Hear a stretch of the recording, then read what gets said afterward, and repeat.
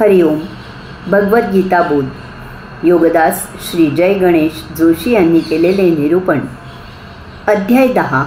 विभूती योग. ओम श्री परमात्मने नमः.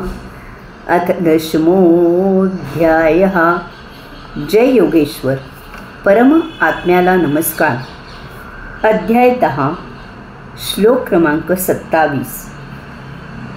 उच्चैश्रवसमश्वानां विद्धि माममृतोद्भवम् ऐरावतं गजेन्द्राणां नराणाय च नराधिपम्.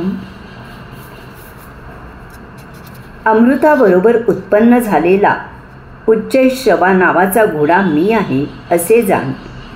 हत्तींमध्ये ऐरावत मी आहे. मानवामध्ये प्रजाधिपती मी आहे. उच्चैश्रवसम अश्वानां विद्धि माम अमृतोद्भवम्. भगवंत श्री सांगत आहेत की अमृताबरोबर उत्पन्न झालेला उच्चैश्रवा नावाचा घोडा मी आहे असे जाण. भगवंत श्री घोड्यामध्येही ते स्वतः आहेत असे सांगत आहेत. आपण त्यांची ही सर्व समावेशकता जाणून घ्यायची आहे. देव आणि दानव यांनी जेव्हा समुद्र मंथन केले तेव्हा त्यामधून 14 रत्ने निर्माण झाली. या रत्नात एक महादिव्य घोडा उत्पन्न झाला. त्याला पंख होते. तो उत्पन्न झाल्या झाल्या अत्यंत जोरात खिंकाळला म्हणून त्याला उच्चैश्रवा असे नाव पडले. तो इंद्राचे वाहन झाला. भगवंत श्री उच्चैश्रवा घोडा ही त्यांची योग विभूती आहे असे सांगत आहेत. ऐरावतम गजेंद्राणाम.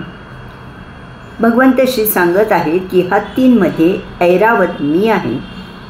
समुद्र मंथनातून 14 रत्नांमध्ये एक महाविशाल पांढऱ्या रंगाचा हत्तीही बाहेर आला. ऐरावत म्हणजे समुद्र. यावरून त्याला ऐरावत असे नाव झाले. तोही इंद्राचा वाहन झाला. भगवंत श्री ऐरावत हत्ती ही त्यांची योग विभूती आहे असे सांगत आहेत. नराणाम च नराधिपम.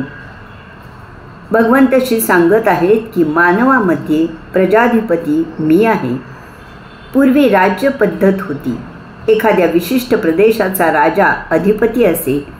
आपल्या प्रजेचे राज्यातील समस्त स्थावर आणि जंगम मालमत्तेचे राज्याचे लालन पालन भरण पोषण संगोपन संरक्षण त्या राजाचा राजा करीत असे.